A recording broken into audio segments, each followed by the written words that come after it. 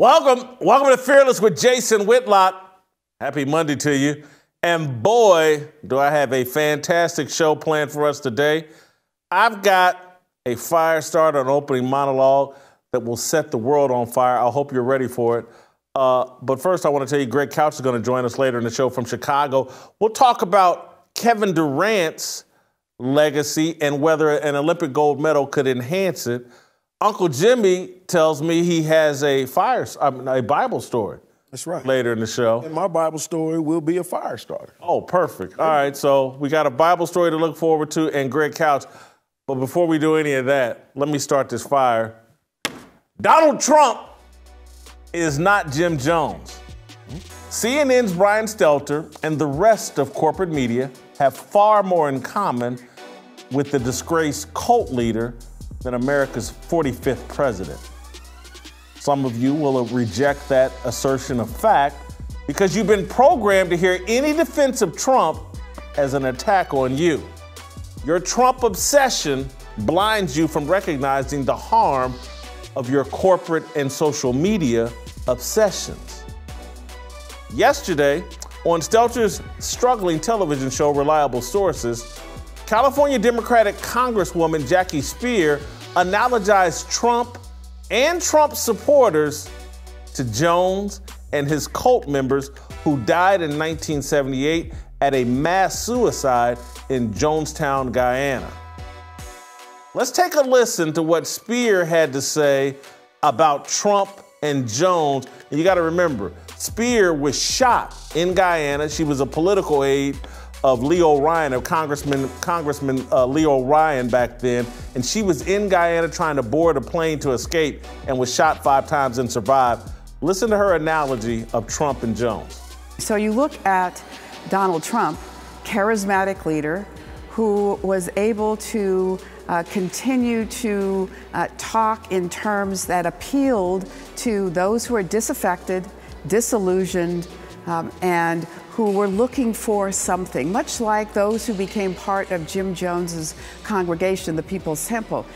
They were lost souls. And the only difference between Jim Jones and Donald Trump is the fact that we now have social media. So all these people can find themselves in ways that they couldn't find themselves before.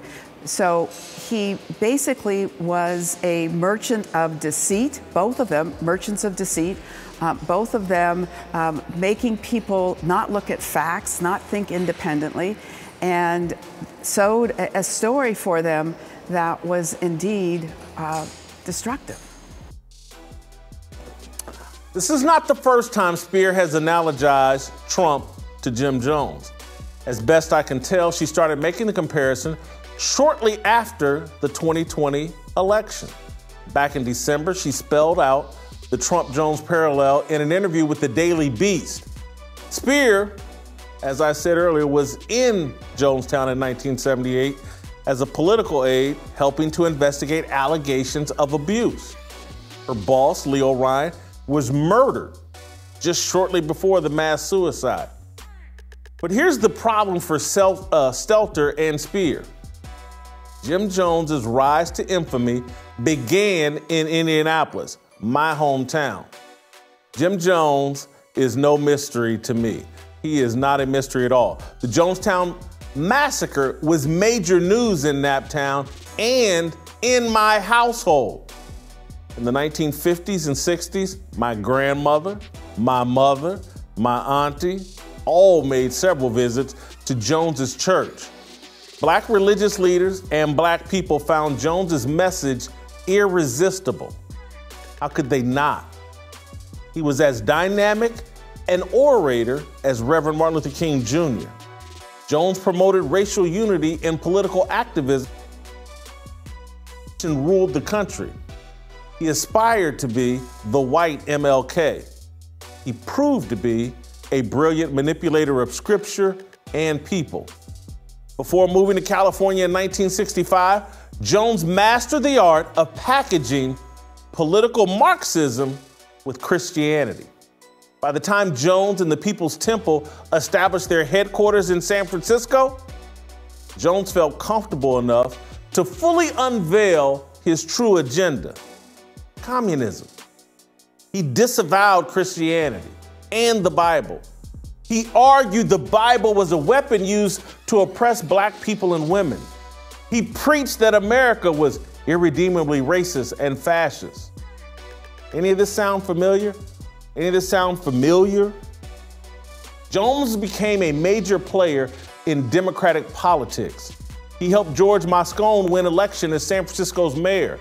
Jones counseled Vice President Walter Mondale and First Lady Rosalind Carter. Jones befriended Kamala Harris's mentor and lover, Willie Brown. Allegedly.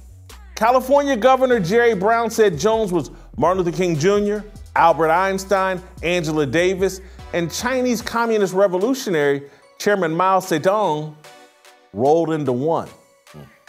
Jim Jones used the Black Lives Matter formula 50 years ago. When you refuse to learn from history, you repeat it. Black people, we're repeating history. The atheists, satanic clowns on CNN, MSNBC, at the New York Times, the Washington Post, and posting on Facebook, Instagram, and Black Twitter are feeding you Marxist Kool-Aid. Donald Trump is the sugary sweetener. He makes the Kool-Aid taste good on the way down. Donald Trump is there to fool you. Brian Stelter, Jackie Speier, Rachel Maddow, Don Lemon, and perhaps the minister at your church are telling you, drink this Trump hate. It will make you feel better. No, it disguises the real agenda, the promotion of Marxism and communism. Hating anyone or anything does not improve you. It kills you. Jim Jones taught his followers to hate America. That's how he opened their minds to loving socialism and communism. The message of hate resonates with African Americans because of the discrimination we faced.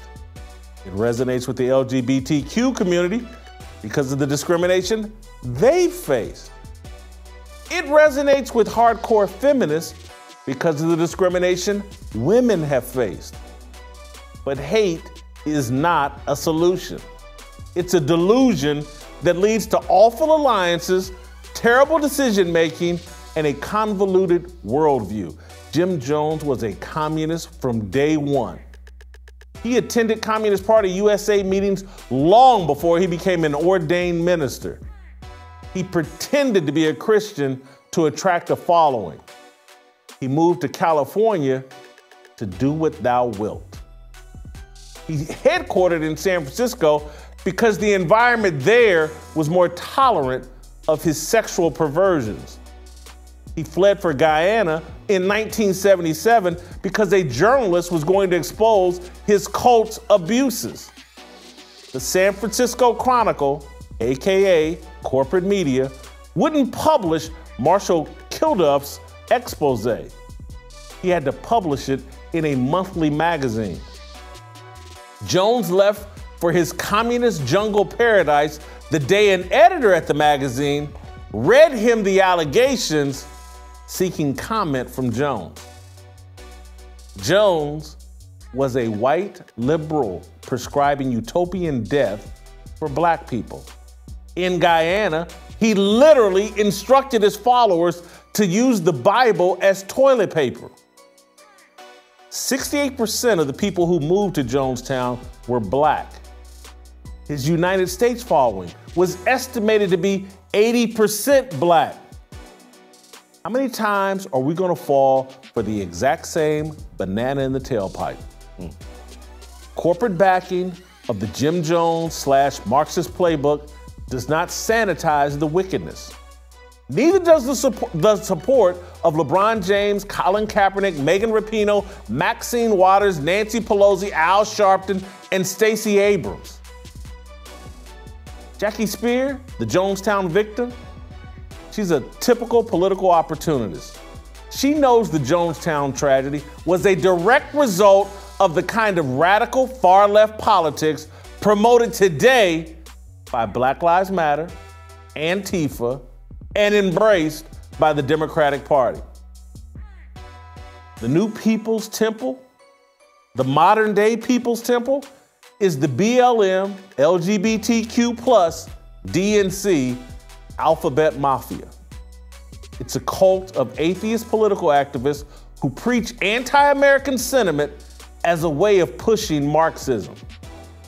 Your preacher, yes, your preacher is likely a brainwashed member of this cult. If he's not a member, he's probably a sympathizer who fails to recognize the danger of his sympathy. Or he's just a bad minister who lacks the courage and resolve to stick to the gospel. The promise of man-made utopia and the demonization of America's failures are a shortcut for building a following. Social media apps are flooded with Jim Jones wannabes. They call themselves Sean King, Jamel Hill, Bishop Talbert Swan, D. Ray McKesson, Charlemagne the God, among other things. Donald Trump, he's a lot of things, some of them clearly bad, but he's not the second coming of Jim Jones. The people using religion and politics to bait black people and America into preferring communism and abandoning Christianity, they're not Trump supporters. They're Trump haters. Jimbo. Big bro. What you got? You know who else was, in my opinion, who else was a charismatic leader? Oh. Bill Clinton. He played a saxophone. He led people. I know some people that are still in prison because of some laws Bill Clinton passed. I'm just throwing that out there. You said he was a charismatic leader. I'm just throwing it out there. I think all politicians, successful ones, are charismatic leaders. Somebody could argue, again, the argument that the people on the left are making, Jackie Speier, oh, Trump's a charismatic leader. And I'm just trying to say. He's got people that follow him. And listen, this is not some huge dramatic defense of Trump, because idolatry is idolatry. And putting human beings on some sort of pedestal, godlike pedestal that's reserved for one person and one person only, and his name is Jesus, it's all a mistake. But to go from that to trying to in any way say, like, whatever Trump's issues are, whatever his followers' issues are, it's not analogous to Jim Jones. It's analogous to a certain group, but it ain't that group. It certainly isn't that group. It's not. It's just not that group. Now, they do some things that you can criticize and blah, but comparing them to Jim Jones is a joke and a distraction, and it's trying to keep us from looking. There is a group of people that have been using the Jim Jones playbook, and they're called the Democratic Party. They're called the LGBT movement. They're called Black Lives Matter. They're called Bernie Sanders. They're called corporate media at this point. Wasn't Bill Clinton a Democrat? I'm just letting you know. I'm trying to let you know. You see what I'm doing right there? Yeah, we on the same page. We on the same page. But they have a certain prey. There's a certain... I'll tell you what the prey is. Group of people they love that fall for this bait every time. You know what that people are? Those are that's people, us. Those are people that have a void. Those are people that have you got something in here that you need because you don't have it. We used to have it. We used to have something inside. And I think I got it from my grandmother. I think she said it was called the Holy Spirit. You know, you got to have something inside here because people need to be filled. They got a void to be filled. Jim, I'm not going to distance myself from the group of people that are getting fooled by this. Mm-hmm. And I think you could potentially be making a mistake distancing yourself. We're all in this is a black people problem. I don't know any black people who aren't susceptible to falling for this bogus BS because take your grandmother Jim Jones started out in 1950, 51. in Indianapolis. And he started out going to Communist Party meetings, and if you go look through from Marcus Garvey to whoever started the NAACP, to W.E.B. Du Bois, to Martin Luther King, we keep falling for the Marxist communist bait. Okay. We keep allowing a group of communist white people and liberals and their sympathizers to fool us. Oh, there's this utopian world that you're going to have to abandon God, but we're going to build you this utopian world. We've been falling for this since we were emancipated. There's a long history of black people and our alliances with the Communist Party and communist sympathizers. It's the trick that's been played on us time and time and time again. It blew up in our face in a massive way with Jim Jones. But all of us have been susceptible to this messaging of, oh man, America's terrible, America's terrible, America's terrible. Communism is the solution.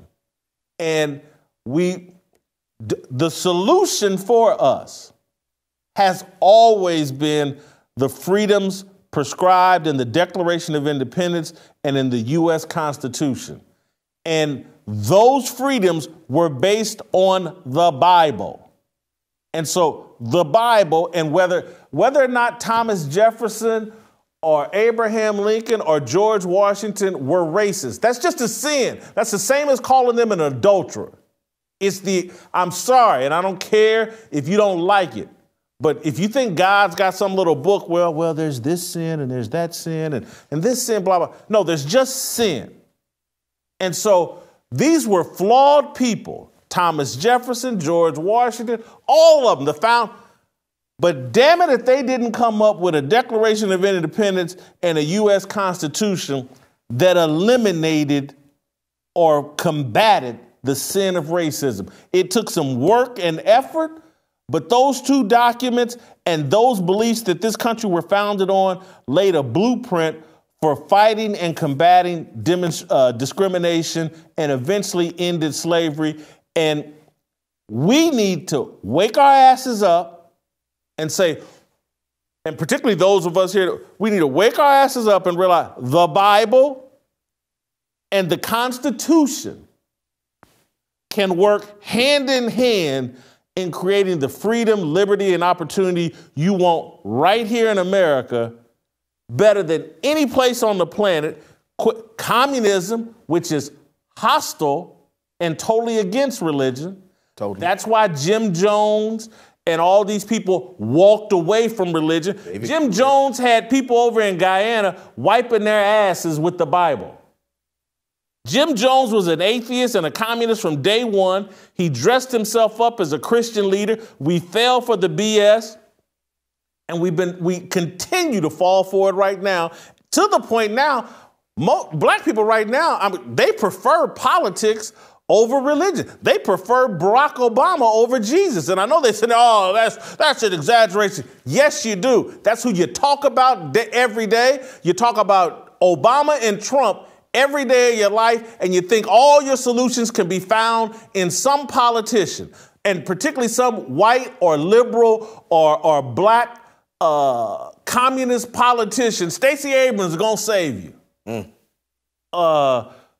Nancy Pelosi, Maxine Waters, all these politicians, and all these far left people that have been feeding you death, not telling you the only solution, Bible, Constitution, and standing on your own 2 feet. You rely on this government. This government is an abusive partner.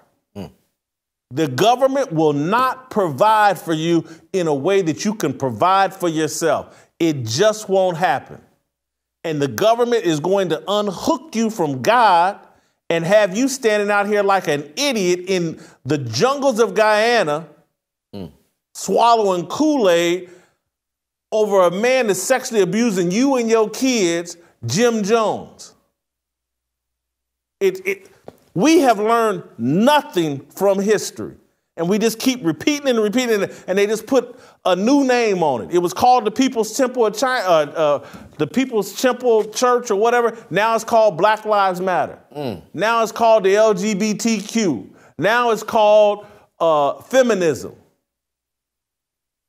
Now it's called the Democratic Party. Watch out now. And you'll say, oh, Whitlock's just caping up for the Republicans and blah, blah. No, I'm telling you the truth. There's a reason I don't get involved in politics, because it's all corrupt. But this allegiance, this obsession, this belief. Blind faith that the Democratic Party is going to save you. The same that keeps prescribing you death, Kool-Aid of government dependence. They gave you a black vice president. Come on, Jason. What they've given us, and I'm just sorry, I'm not trying to be offensive. Everybody knows me, knows I'd have no problem with interracial dating. But they ain't gave us a thoroughbred yet. Barack Obama is half white and was raised by white people, and Kamala Harris ain't got a damn thing to do with black people. And everybody knows it. And I'm sorry if that hurts your feelings, because in the summer, she looks kind of tan. She wears Chuck Taylors. And I'm sorry if just Barack Obama, I know he married Michelle Obama, but that don't make him a damn thoroughbred. He smoked weed. That don't make him a thoroughbred either. He was raised by his white grandparents. And again, I'm not demonizing him. They're great. Hats off to him. Hats off to the white people that adopted Colin Kaepernick. You're awesome. But those of you that keep falling for this okie doke and this little fake black packaging, I'm pissed at y'all. Because Barack Obama is not, he grew up in Hawaii. They almost made me drop the N-word. Almost. But how many of y'all know the word is enigma. There you go. How many ninjas do you know from Hawaii? Real ones. Jimmy Superfly Snooker. We need to cut it out. We got to cut it. How many times, it's the same banana in the same tailpipe. Oh, don't it feel good? Yeah. That is literally what we do. We've seen, and this white woman, Jackie Speier, to get on TV and compare Donald Trump to Jim Jones when she is Jim Jones far more than this man. And I'm not caping up for Donald Trump, but damn it, don't tell these lies, and black people quit going for this shit. Can I ask you a question? Yeah. Can I ask you a question? And this is right here, and this goes right to where you at. How did we, as black men, allow this to happen? This whole, where were we at? How did we allow this white man to come in, lead our people, take 60% of us? I'm gonna defend men and women on this front, because I was born in 1967. It's easy for me to say this. If I was born in 1947 and had saw Malcolm X assassinated, John Kennedy assassinated, Robert Kennedy assassinated, Martin Luther King assassinated, I might be a coward too. And I'm talking about black men and women.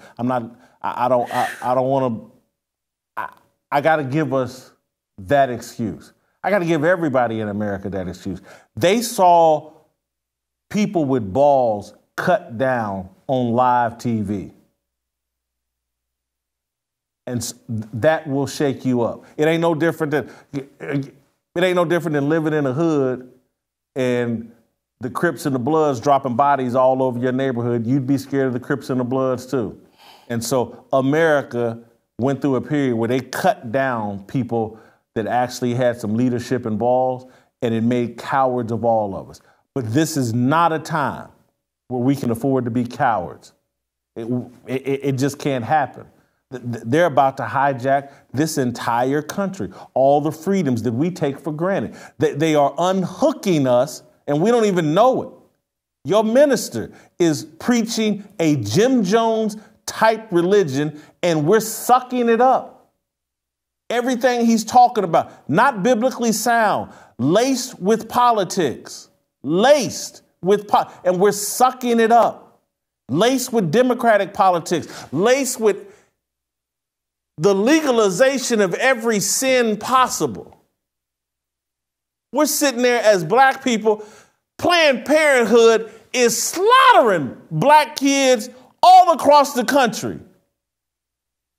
Black Lives Matter don't talk about that. But Planned Parenthood's doing more work than the Crips and the Bloods and everybody. That's where you need to be having a protest and a march is outside them Planned Parenthood. Yeah, but we ain't gonna talk about that. But what party supports this? And we're calling ourselves Christians, and we're with the party of Planned Parenthood. Tap out. Don't be down. If you can't deal with, tap out. Don't deal with none of them. That's the choice I've made. But this little religious-like obsession we have with Democrats, and to allow this white woman to get on TV with 70% of the bodies dead in Guyana were black. And this white woman gets on TV, and I know she was shot and she's a victim too, but get on TV 30, 40, 50 years later and blame it on Trump supporters. There were no damn Trump supporters over there. That was a bunch of leftists who turned communists who were all in bed with Willie Brown, Jerry Brown, and every other Democrat in California and across the country. They were all down with that left-wing bullshit. And you're going to get on TV and blame Trump and Trump supporters. And we're going to go for it. Because anything that's anti-Trump is good for us. Are you kidding me? Who is that simple-minded and stupid? Man, look, I'm going to tell you something. If I may, I want you to catch your breath. And by the way, let me just say this. I know you think you done some good ones. This might be your best one. I'm just telling you, from my standpoint, this may be your best one, just for me. I'm going to tell you why this is, Jim. And if, my mother was right here, she could tell you. My mother and aunt. I was home 2 weeks ago in Indianapolis playing cards with my mama and my aunt and my aunt, woman Ann, one of my father's best friends. And I told them 2 weeks ago, I've been restudying up on Jim Jones because I'm about to write about it. I told him this 2 weeks ago. I didn't know nothing about this Jackie Speier going on CNN and talking this crap. Mm-hmm. But I've been sitting on this for a couple of weeks. I've been researching and just my mama and Aunt Dorothy, we sat there and talked about Mama Lovey, my grandmother, they mama, taking them to the People's Temple in Indianapolis in the 50s and 60s and being all caught up. We just had this conversation. So clearly, and I apologize for the cussing, I really do. I'm doing my best, but I get worked up. But clearly, God has put this on my mind, this topic. And here comes Jackie Speier to give me a reason to go at it, to try to explain to these folks, we're being played. It's all in the history books. You don't have to be a genius to figure this out. You just got to wake up. You can read for yourself. I want to bring Delano into this conversation. We're going to roll out to D.C. But before we do, it's that time of the day, Jim. Built Bar time. I brought my own this time. I think I'm getting down to my last few salted caramel bars, but I've been told that some new ones will be sent here to the studio soon. I hope this isn't my last one. It's getting low, bro. It's getting low, I'm going to tell you. Low in calories, low in sugars and carbs. These protein bars shouldn't be this good, but they're great. These are some of the best protein bars I've personally tasted and help keep me going during the day. Built Bars is also the new official partner with the U.S. Olympic track and field team for this year's Summer Olympic Games in Tokyo. They're going on right now. Go to Built.com and use promo code FEARLESS to save 15% off your first order. Use promo code FEARLESS for 15% off at Built.com.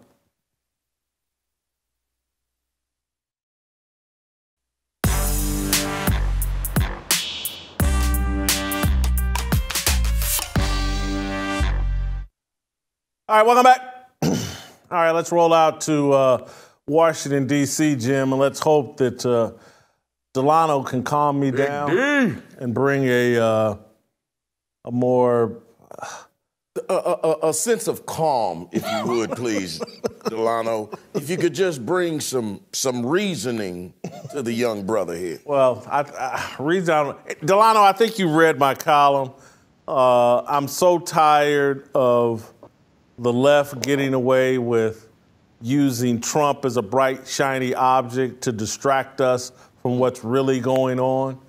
And I think the Jim Jones analogy that Jackie Speier made, great opportunity just to point out, no.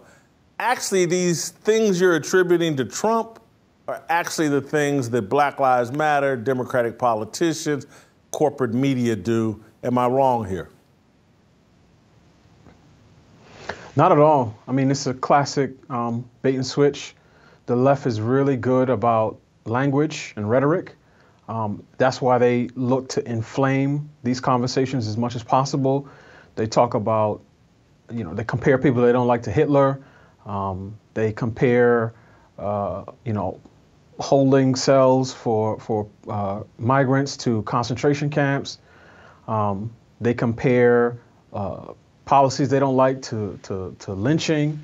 I mean, this is part of their playbook to always inflame the conversation in a way that sort of distracts and clouds the issue rather than clarifies it. So I wasn't surprised to see this. I mean, at the end of the day, for all the talk about President Trump and what he meant for the country and his supporters, probably some of the people who hated to see him go the most were Democrats, and certainly left-leaning media companies, because they ate off of his personality, and without him, they really don't oftentimes seem to have much of a reason to exist. So I'm not particularly surprised by this. This is straight from the Democratic playbook in terms of inflaming our conversations and hyping up the rhetoric in order to get a visceral response from our citizens.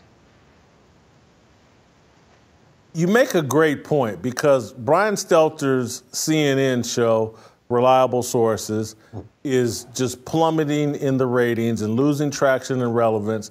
Jackie Speier made these allegations about Trump, I could see, back in December. The Daily Beast wrote about it back in December when she first made these analogies. And then so here's Brian Stelter in late July, early August, like, whoo, I need a smoker for my show. Oh, let's get Jackie Speier on here and tee her up to make these allegations against Trump. This is just the media trolling Americans for TV ratings. Am I correct? Yeah, I think the dynamic is somewhat similar, and I'm going back a little bit in time here to what Comedy Central had during the Bush presidency.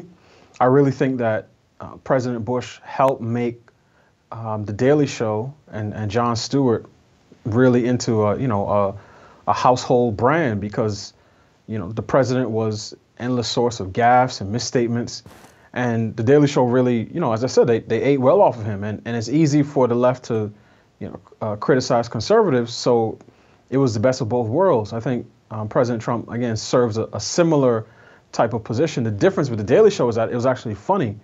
Brian Stelter holds himself out to be a serious journalist, but even some of his guests don't believe that, and they show their contempt and disdain for him by telling him to his face that he's part of the problem. So I'm not surprised by this. They know that when Trump was in office, people were tuning in not because they were for CNN or for Brian Stelter, but because they were rooting against Trump.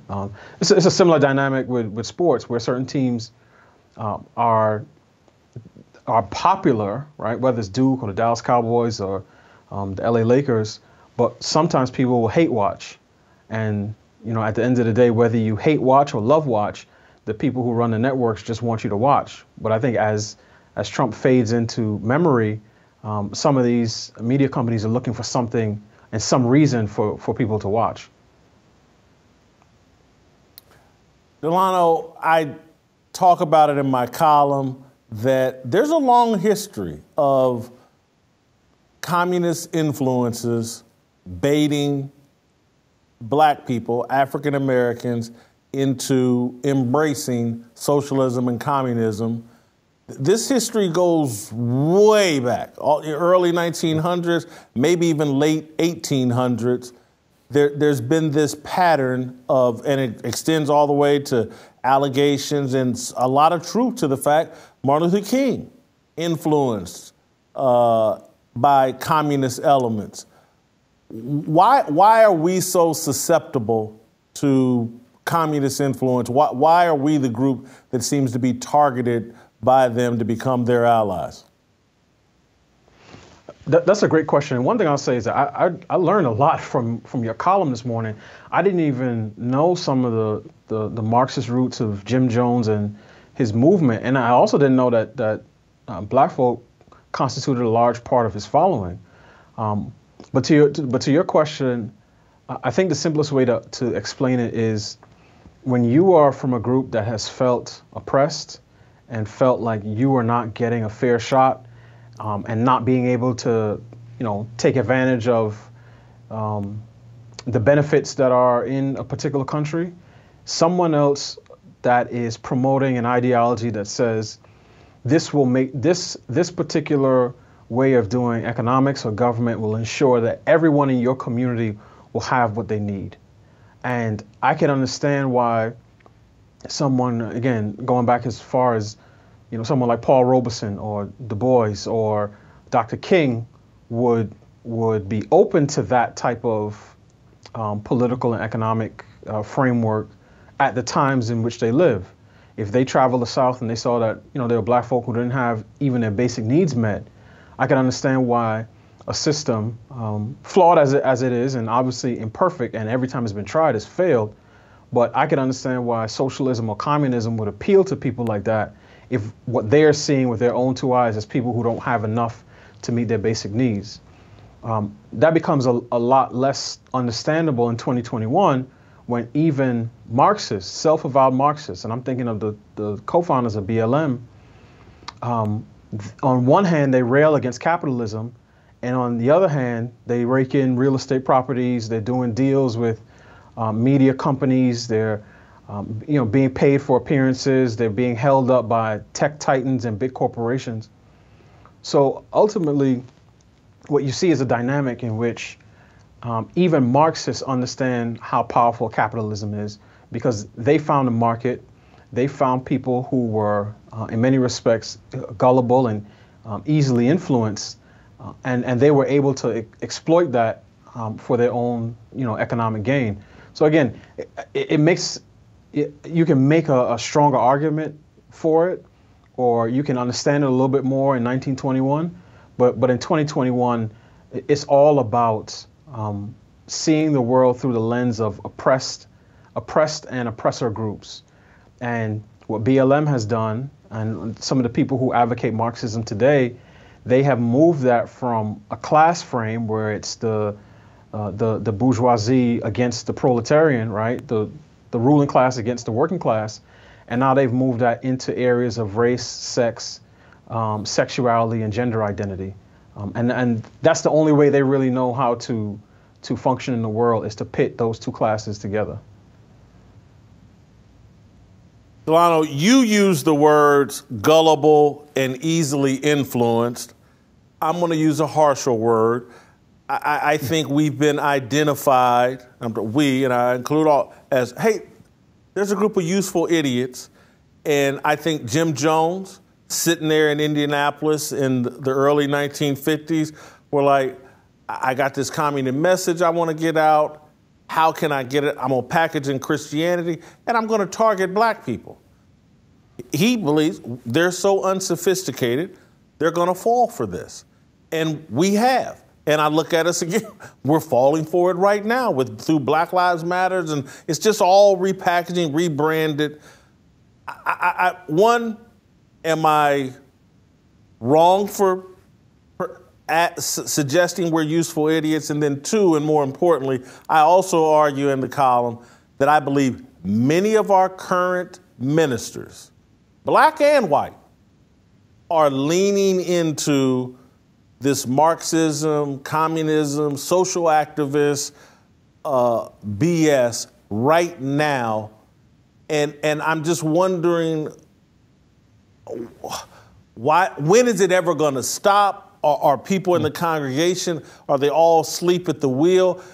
They're all playing, a lot of ministers are playing from this Jim Jones playbook. Maybe they're not going to build a communist paradise in Guyana, but they're teaching from the same playbook. Yeah, and I want to make a distinction between two different groups. One, I think, is a much larger group, and that's the people who they look around the society, they feel that there's still inequities, and they look to anyone who says that, you know, they're working to resolve some of those inequities. So a lot of people, black and white, were sympathetic to BLM when they came out, right? And those people, for the most part, they live their lives. They may be active on social media, but they're primarily concerned about their daily lives and the things that they have to deal with, you know, on a regular basis, sending their kids to school, paying bills, that type of thing. Now, the other group, which is a much smaller group, but it's an influential group, these include ministers, pastors, members of the media, athletes, entertainers, people who head organizations and institutions that wield influence in the country, and particularly in this respect within Black America. I do think that the members of that particular group are useful idiots. And when you and I are using that language, this harkens back to, I'm thinking of a Russian defector named Yuri Bezmenov, who talked about, he was a KGB officer who talked about, at that time, Russia's desire to infiltrate certain institutions within the United States.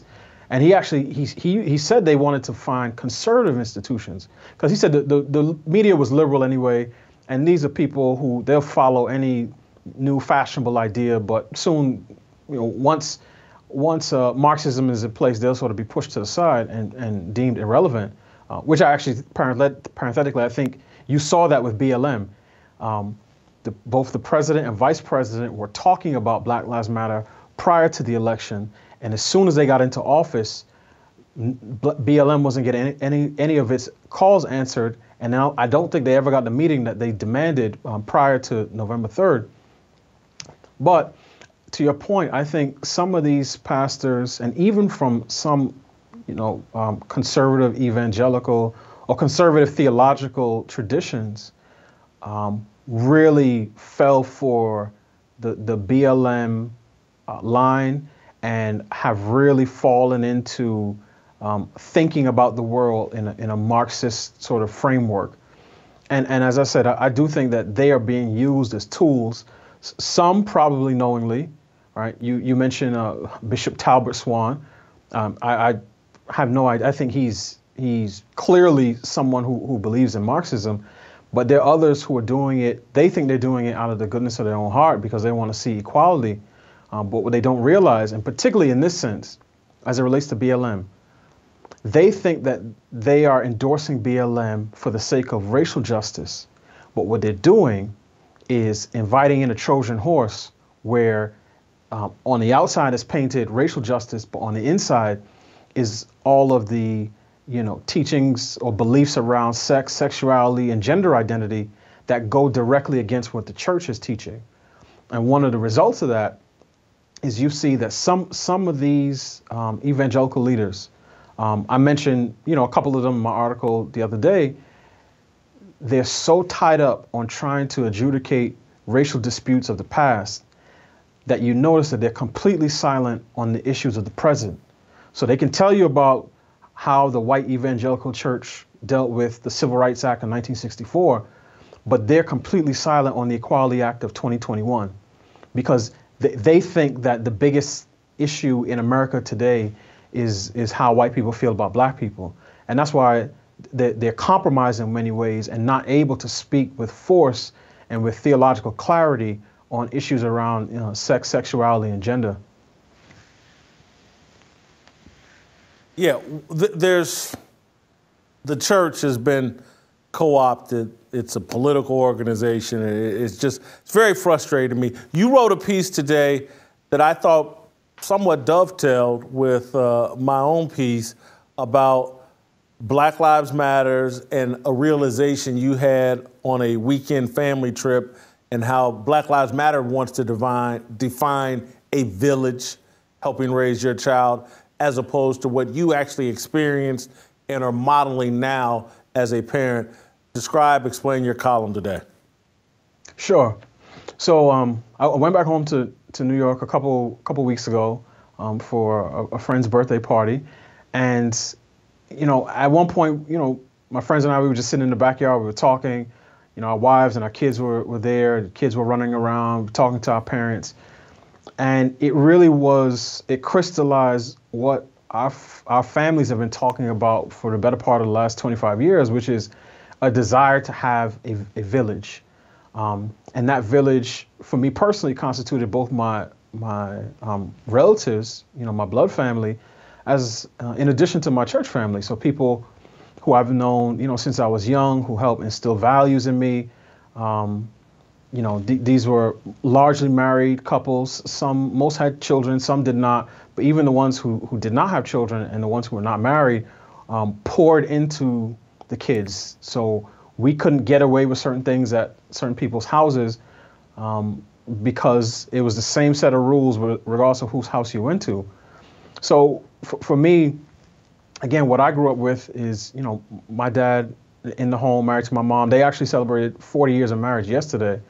And my friends, my three best friends who I talk about in the piece, who were affectionately known as the Four Horsemen, we all had, similar home lives, and we saw our dads go out to work every day.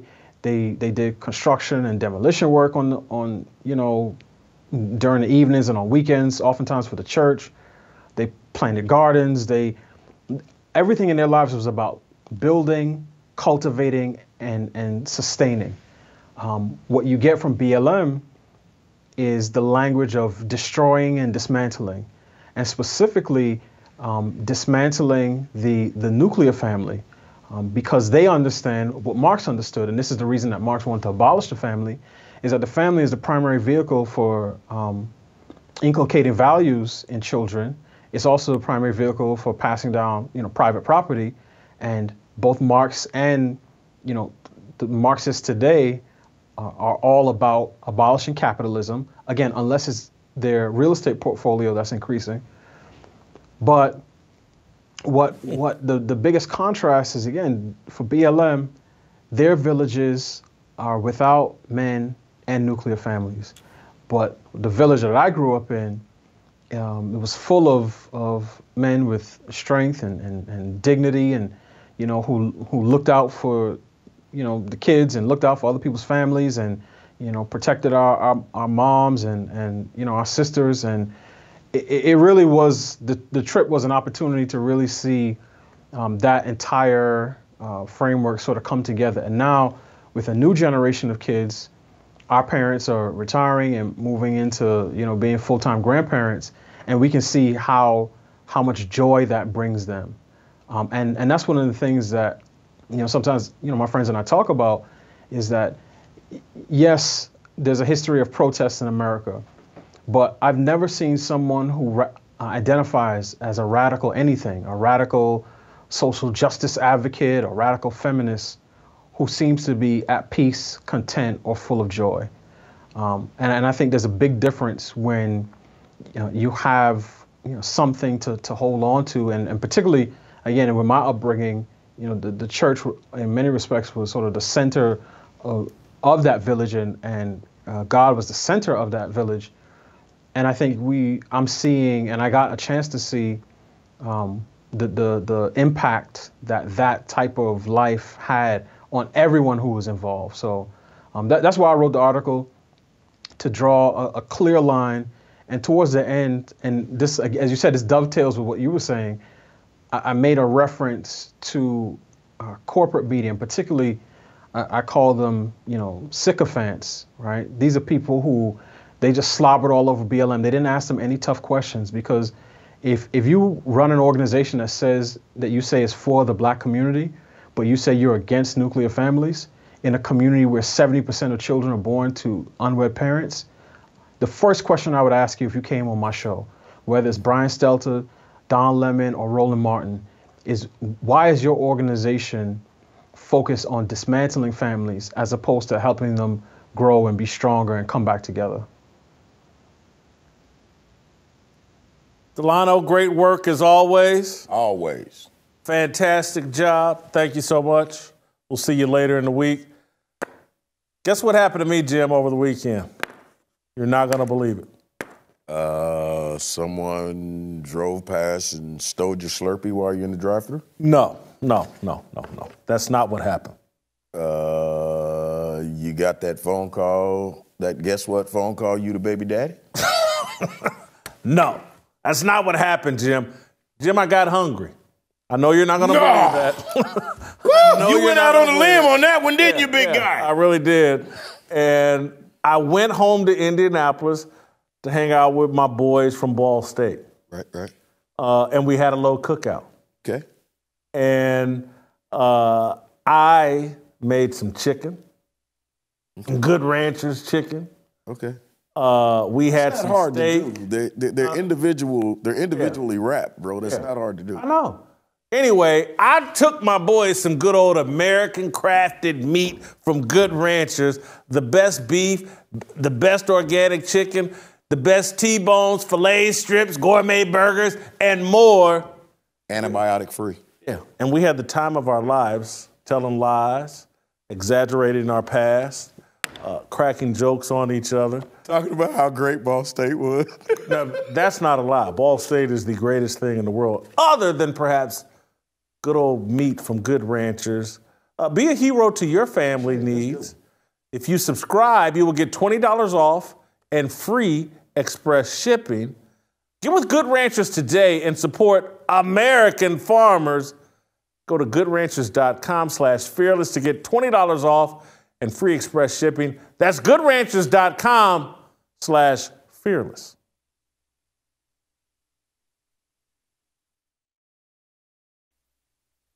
Welcome back.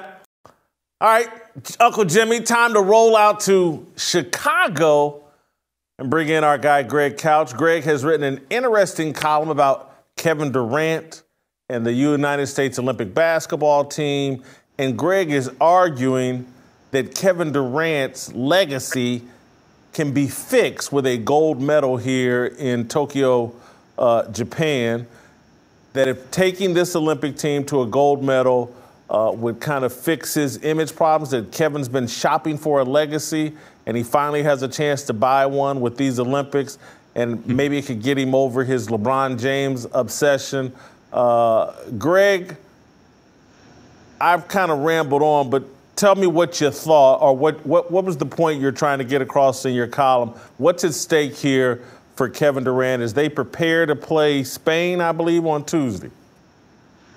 Right. I think what's at stake is that I feel he's always wanted to have the love that LeBron gets, even though he says it doesn't matter to him. And, so far these Olympics have been sort of hijacked by Simone Biles, but now I think this is Durant's big chance. He's got to take over this team that I don't think anyone really believes in. And if he can win the gold, I think he'll finally get some of that credit. The guy's never alone. He's been chasing super teams. He's been on Olympic teams with LeBron. And it's just sort of this tough battle to figure out, or sort of balancing act rather, to figure out whether you're supposed to take a team by yourself or whether you're supposed to be in a group as a team. And, we're watching these other countries play, and they play as a team. And in America, basketball now seems to be just a matter of gathering stars, whoever has the most superstars. So I think this is a tough battle for Durant to figure out what he's supposed to actually do. It's been that way in the NBA, where he goes from one super team to another super team and he chases a legacy, and it's just not there for him because no one ever sees it as his team.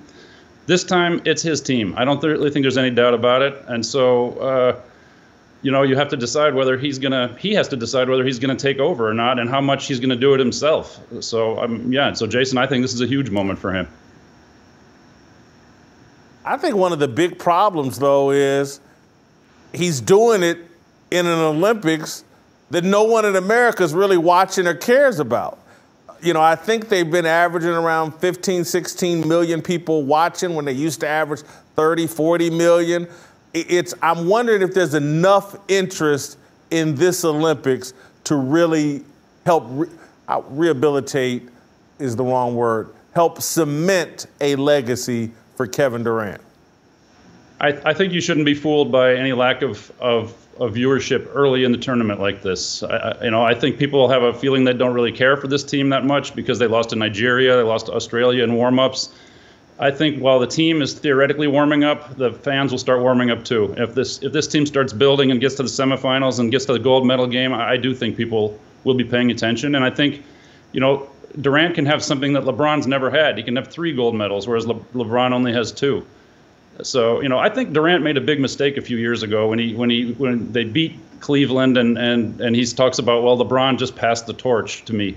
You don't really say that. If it's true, it has to other people have to say it. You don't say that about yourself. And I think he sort of set himself up as always being compared to LeBron and just not being as good, just being in the back seat. He actually might be as good at this point, but I just think he's going to have to do something by himself where it looks like it's a job that he has done and not a job that other people around him, that Steph Curry's done or Harden will do or whatever. I mean, he had that chance this year in the playoffs against the Bucks, and they got to Game 7, and he just took all the shots and wore himself out, and he didn't come through. So I think this is another great chance for him. He's 32 years old. He's got a chance. He's got a few years here to cement this legacy, but I think this is about as good a chance as he's going to get. Jim, are you watching the Olympics? I got to be, I'm not, and I'm actually, I hate to admit it, but these guys in their anti-American sentiment, when I do watch, hell, I'm rooting for the other team. I don't want to see them win.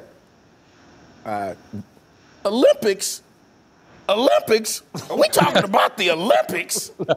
Allen Iverson, yeah, this practice. We talking about the Olympics. I kind of think that's where we're at. The other thing that kind of stopped me in my tracks when I was reading your column, Greg, was you said that Kevin Durant isn't interested in being the GOAT, and then you said, but his actions scream something else entirely, an obsession with LeBron James. LeBron James ain't the GOAT. So even if he is obsessed with being LeBron James, it's like he's obsessed with being like number 6 on the all-time greatest players list. I'm not even trying to disrespect LeBron James because I don't think Kevin Durant will ever be on the same level as LeBron James, and I like and prefer Kevin Durant, but he ain't on the same level as LeBron James, and he certainly won't be in any kind of GOAT debate. Excuse me, Judge. Well, yeah. Is this Greg's column? Yeah, it's Greg. Is this Greg? Did he write this column? Yeah. So how the hell you gonna tell him who's the GOAT in Greg's column? That's a lot of damn nerve. Greg, get him, man. Get him. First of all, let me just tell you this, Greg. Now, I'm going to tell you this. Greg, let me tell you this, because Jason said this while we was getting ready.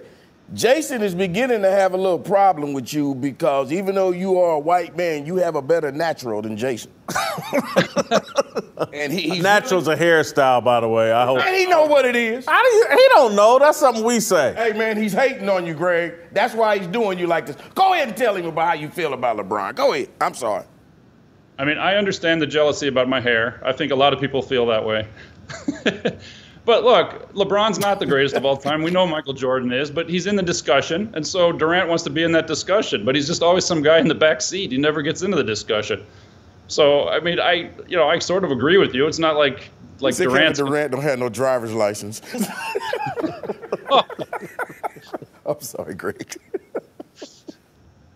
I'll say this. If Kevin Durant's in the discussion, they driving a bus. That's not a car. That's not a car. That ain't no car I know. Because by the time you put Michael, Kareem, Magic, Larry, Dr. J. Kobe, Bill Russell, he got to get over Dr. J. He got to get over Dr. J before he can start put LeBron in the car. That's an awful big car, man. I mean, hell. I don't know what kind of car you driving out there in Chicago, but you got to get about 20 people in it before you can get Durant. Where's Tim Duncan going to sit? What? Wow. Where David Robinson going to sit? I mean, wow. Shaq? Hell, D-Wade. Damn.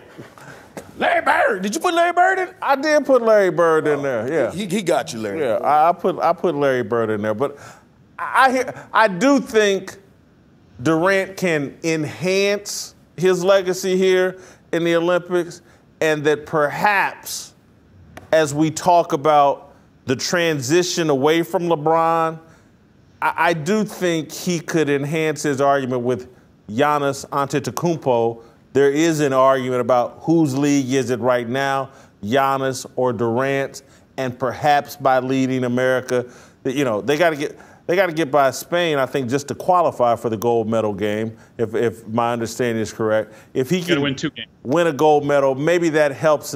Yeah, maybe that helps him with his argument against Giannis. Okay, I mean, that's fine. Maybe he's just after being the greatest of this time even, but I think he just wants to be in the discussion, and I think it does matter to him. When he talked about LeBron passing the torch, when Scottie Pippen said, well, he's no LeBron, and then Durant got all upset about it. We know Durant's kind of insane when it comes to his social media, habit. And he got all worked up about it. I mean, this clearly bothers him that LeBron is seen so far ahead of him. I mean, I agree with you that LeBron is ahead of him, but I mean, Durant's 32 years old. How many more championships is LeBron going to win? Let's say Durant wins 2 or 3 championships here, passes him, and wins another Olympic gold. I mean, he could get in that discussion, I think. No, he can't, because just as you've clearly stated, he needs superstars with him. Kyrie Irving, James Harden now in Brooklyn. He jumped over to Golden State. Look, I'm not even trying to beat up on Kevin Durant. I like Kevin Durant. But all-time great, he ain't even carried one of his own teams. And this little Olympic thing backed into a corner. He still got Damian Lillard and, a bunch of other players out there with him. I don't, and I like Kevin Durant. He had an opportunity. He started fooling around with Russell Westbrook. He got stuck with Westbrook early in his career, and that kind of jacked things up for him. Through no fault of his own. I can remember the first time I ever saw Kevin Durant. Allen Fieldhouse, playing at the University of Kansas, and I was like, he's a freshman at Texas, and I was like, oh my God, this dude is incredible, and he's going to be the next big thing. And I really believe, had he not been paired with Russell Westbrook at the start of his NBA career, things would have gone better for him, and he would have a chance. But now he's hopped from team to team and superstar to superstar. He's like, to be honest with you, he's like a stripper who's tried to, I knew it. Adjust to a different lifestyle. He's going to be a stripper or a fillet of cheese. I'm just telling you. It's like, so you can't get some of the stench off of you. Yeah, you can. It's called soap and water. Jesus. Can I just say, Greg, Yeah. I agree with you 1,052%. My question is that I asked you, Jason, you said where would Durant be if he didn't have it? Where in the hell would LeBron be if he didn't have Dwayne Wade? What, Jimmy? And that's why I put LeBron. So you got to admit, Greg's right. This is a good analogy. I put LeBron in that second group of. He's not in my top 5, honestly. And I say that at one point I had him in my top 5. Looking at the totality of his career and the moves he's made, he's outside my top 5. That little bubble championship. I'm just sorry, I'm not giving. I don't think Greg has him in his top 5. Do you, Greg? LeBron? You're asking if I have LeBron in my top 5? Yes. You're kind of cut. Okay. No, I don't. I've got Jordan, Wilt, Kareem, Bird, Magic, and Russell. And then I would probably go LeBron right after that, number 7. And so here's what I would say to that. And we got to go, Greg, because our connection's cutting out a little bit. But yeah, he just put Wilt at number 2. So his whole list is jacked up because Wilt Chamberlain is nothing but a 7-foot LeBron James. They're both You want me to tell you blessed with incredible talent who had quirks in their personality that undermined their ability to win championships and compete at the highest level all the time. I got one number for LeBron James. 20,000. Corey don't even know what that means, man. He's too. Oh, he does know. Oh, I'm sorry. Corey knows what that means, man. Corey, 20,000. Yeah. LeBron wish. Now that's a man. Oh man. All right, stick around. We're gonna come back with our approval rating for Brian Stelter of CNN. We'll see what Uncle Jimmy knows about politics. It's my obligation, no hate, discrimination, raising up your hands for freedom. Holy, holy, holy,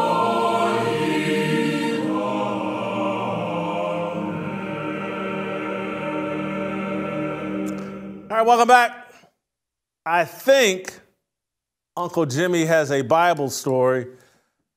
This will not be another Houdini. That's not the Houdini hat. No, this will not be a version of the song I'm a Hoe. You're not going to do that for a Bible. Again, that's what you did. Don't get ashamed of it. I got to admit, I laughed. I didn't know how to feel about it, but people all over the internet loved it.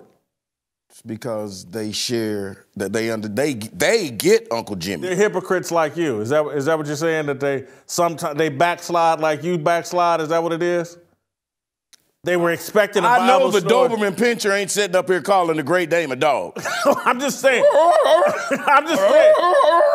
Come on, I promise a Bible story. You turn a Houdini song and you and all the viewers love it. Okay, since we're going to go there, can we go there? Yeah. Can we go there? Because I ain't had a chance to say this. Where the camera at? You welcome, America. You're welcome. Thank Jason Whitlock and thank myself, because ain't nobody going to tell us thank you because you realize what we did, right? What? We put the pressure on Simone Biles. We put the pressure on her, and now what's she doing? She's competing. She's getting ready to compete. Yeah. So somebody needs to tell us thank you for doing what we're supposed to do as elders. I don't know how I feel about that Houdini song, though. It was funny and hilarious. I sent it to some friends of mine. They found it funny and hilarious. I was like, it's supposed to be do you have a Bible story today? I'm in the right mindset for a Bible story today. Can I get a Bible story? You got that coming from me. All right, go ahead. All right, let's go. Yeah. Today's story, if I may, I'm going to take you back and I'm going to tell you the story about the three brothers. The three brothers? Three brothers. That sounds like a movie. No, just check it out. It's three brothers, Shadrach, Meshach, and Abednego. Say those names again. Shadrach, Meshach, and Abednego. Now, a lot of people don't know this. Oregano? Abednego. The word Abednego, that's Swahili. It means a mean Negro. Okay. All right. Now, these three brothers came up in a time when the president of the country was a man by the name of King Nebuchadnezzar. Okay? That's actually a biblical name. That's his name. His name was King Nebuchadnezzar. And you might remember King Nebuchadnezzar because he was one of the first men in the Bible to ever come down with sugar diabetes during his reign, and thus having to get his leg chopped off and thus calling the people in the community calling him King Nubby. Okay. Nonetheless, King Nebuchadnezzar. He caught the sugar? He caught the sugar. Go ahead. Okay, he caught the sugar. And, and so he had a statue built of himself. Nubby did. Nubby had a statue built of himself. Yeah. And he put it outside the federal building. And he said that all people entering the federal building must bow down and worship the statue, or they would be immediately thrown into the fiery furnace, which to me was kind of ironic because it kind of sounded like how the Democrats is kind of trying to do us now with this corona shot if we don't want to take it. You know what I mean? Okay. Corona, George Floyd, statues. I kind of like where you're going. You're making a biblical story and applying it to today. That's good. That's what we do here. Yeah. Well, the king sees what's going on. The king said, what y'all gonna do? Come on here, man. We got people lining up. Or y'all gonna bow down, or what y'all gonna do? Shadrach looked, and he said, brothers, is we down with G.O.D.? And boy, Shadrach said, yeah, you know me. As soon as he said that, man, the king threw their ass in the furnace. Really? Must have upset him. Because the king, when he threw him in there, the king said, not only did he put him in the furnace, he said, turn the temperature up 7 times hotter than what it normally would be. So it was already set on hell. This was Nelly. It's getting hot in here. It was already set on hell. Yeah. He turned it up 7 times hotter than hell. Wow. That's how upset it was. Go ahead. And when he turned it up, man, all you heard was yelling and screaming. And king like, yeah, that's what y'all get. The Bible said that the screaming, and they said the yelling went on and on until the break of dawn. Okay?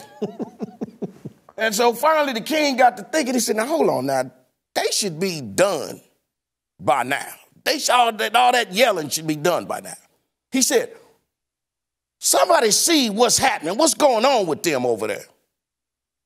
And he said, he went to listen, and he said, well, what are they saying? He said, well, king, they said that the roof, sir, they said the roof is on fire. We don't need no water? They said, we don't need no water. They said, let it burn. The king said, what? The king said, I got to see for myself. He grabbed it, he opened up, pull it up on the screen. And sure enough. But then as soon as he looked, the screen, the king said, hold up. He said, there's 4 people in there. I put 3 people in there. They said, king, that's what we've been trying to tell you. He said, remember when they told you, they kept saying Jesus got us. They said Jesus got our back. They said Jesus is in there with him. Well, by this time, the king panics. Oh, Lord, because, he know Jesus' daddy don't be playing this. He don't want to get on the bad side of Jesus' daddy. You know what I'm saying? So he heard, shut that off. He can get Jesus out of there. So he hurried up, he getting Jesus out. Jesus, look here. Look at me. Jesus, I don't want no, this was a misunderstanding. Jesus, I don't want no problem. Don't be going back telling your daddy. And man, Jesus is real cool. And this is why they tell us we need to be more like Jesus. Because Jesus came out here and Jesus like,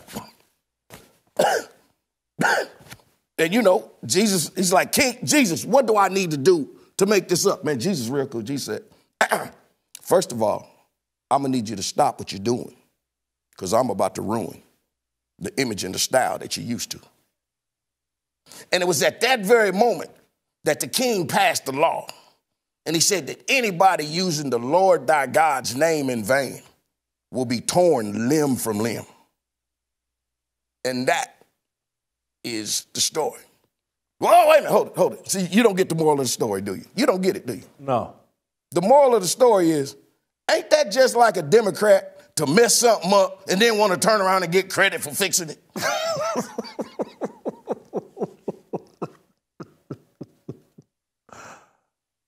You down with G.O.D.? Yeah, you know me.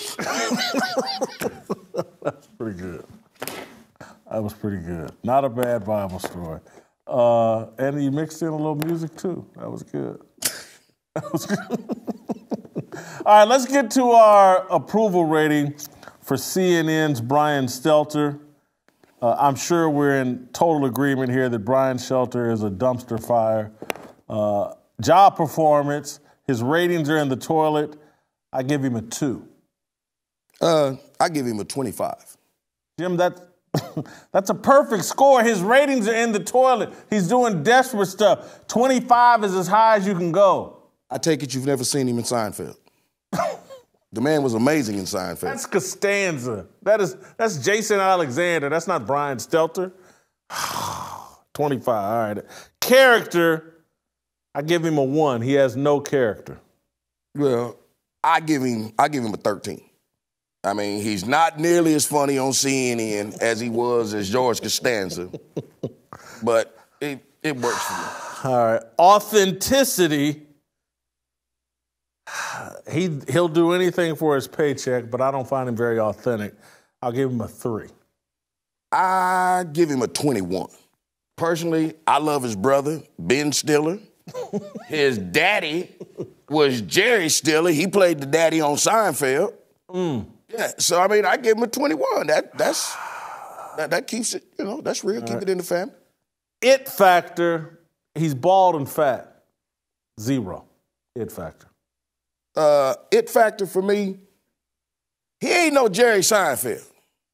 But I'm going to tell you, hey, man, he gets a 21 from me. I like Costanza. I like it. Well, you do like thickness. You blew a blue M&M. All right, I got him at a dumpster fire. Somehow you have Brian Stelter at a smoke show. I'm gonna have to explain this whole thing to you again at a point, because I just. So you just like every other black man. You don't like Seinfeld. No, Seinfeld was okay, but not my company. It wasn't a game of horns. No, it was not Game of Horns. It wasn't Tamar. Do you hear Tamar playing right now? Freedom. My favorite song. And then I get a lip of freedom. Love Tamar. All right, we'll see you tomorrow. No negotiation, my sister, no relation. We all just wanna have freedom. Sitting on a corner, never been on a breaking my back for freedom. Blessed, we are living, get back. We are receiving, no deceiving. We all wanna be free. We want freedom. I wanna be. I just wanna be. I just